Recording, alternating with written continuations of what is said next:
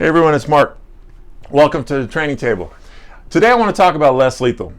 What I've seen, I've taught less lethal in one form or another, locally and nationally, for the last 2 decades, all right? And here's what I see. I see that we're getting off track and we're not understanding what less lethal is and what it's used for. Why do we have it, okay? And I just want to talk about a couple things today. First thing, I see a movement to call it non-lethal. I see this more and more. I've even seen some launchers, 40 millimeter baton launchers, that say non-lethal. And my response to that, and I always tell people, don't call it non-lethal. That's going to get you hammed up in court, and it's going to get you called out, because any force used against a person has the potential to cause serious bodily injury and or death. All right, so we need to remember that. We can't be calling it non-lethal. We've seen less lethal tools have killed people in the past. We saw it in Boston, where an officer struck a young lady at a Boston Red Sox celebration, hitting her in the eye with a small, like pepper ball sized impact munition. It struck her eye, went into her skull, knocked her off of a scaffolding. She died. Okay. That was the proximate cause of her death, was that the use of that less lethal tool. We saw it in New York City too several years ago. An officer went to tase a suicidal subject. They fell off of a ledge and died. So we use less lethal for a reason, but it's not non-lethal. It's force used against somebody. It could still be the proximate cause of their death. All right. Number 2. I see a lot of times where officers are using less lethal tools, especially Taser, seems to be the most, after a suspect has begun an attack or has started to try to flee. All right. Now, the problem is that the suspect at this point has already crossed over from any sort of reason and thought to fight or flight. They're no longer thinking, they are just reacting, right? This is almost instinctual.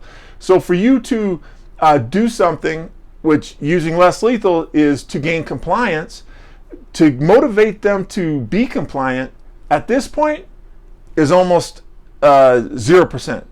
They have gone away from reasoning. They are now acting instinctually like an animal, okay? Fight or flight. So what I'm saying is that we need to be thinking about using less lethal earlier. We saw this happen in Tahoe, California, where deputies were talking to a lady having mental health issues who was armed with a knife. She was talking to them, and the deputy kept telling her, put the knife down. I posted in a prior video. If he had just used that taser while she was standing still, he would have probably had very good effect on her. That's how we train, right? We hit the person who's standing still, usually held up by a couple people so they don't get injured, right? So it's a lot easier to hit a stationary target with a taser than a moving target. He waited until she tried to attack the other deputy before trying to tase her, okay? So that's the problem, is that we've got to see the opportunity is to gain compliance. It's not to stop attack once it's begun, all right? 3, not all less lethal means or tools are created equal. A 12 gauge impact round is going to have a lot less effect than a 37-40 millimeter. I prefer the 37-40 millimeter extended range impact munitions because they give you a lot better distance, space and time. You can stand off better, and it's a lot greater impact. It's like striking somebody with a 100-mile-an-hour fastball. Think about what that does, right? I know it doesn't kill people. It doesn't, unless you strike them in a red area that we call a red area, tactical aim point.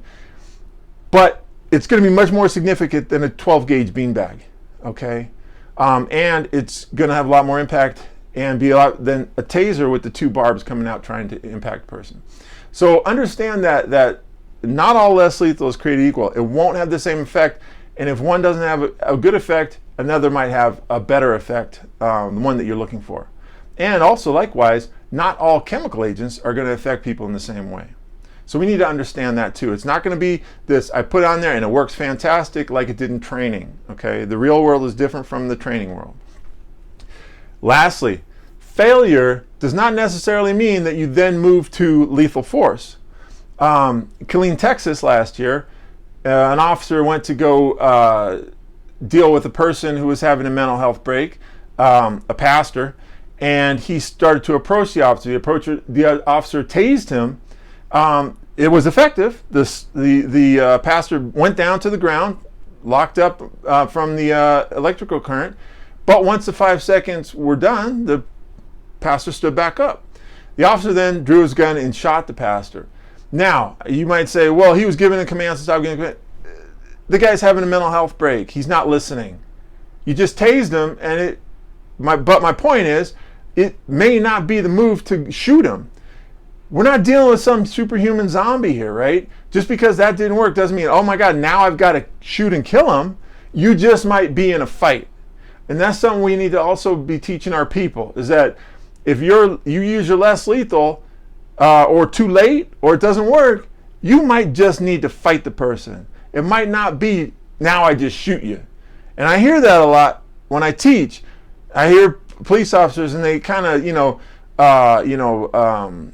cavalier, kind of jokingly say it, but what we think in our head, we're going to do in practice, okay? So when they go, oh, screw it, I'll just shoot you.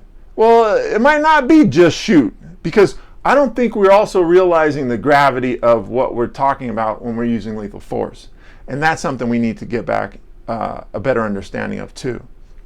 So anyway, to recap, less lethal.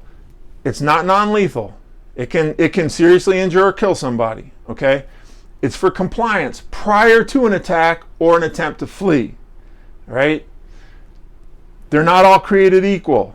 We need to realize that. And the failure of one does not immediately mean your next step is lethal force, okay? It doesn't go less lethal, lethal. It's like less lethal, lethal, okay? Use it way earlier.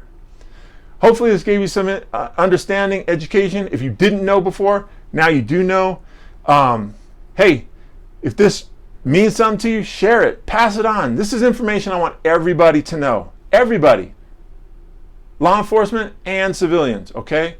Hey, I appreciate your time. Thanks for tuning into the training table.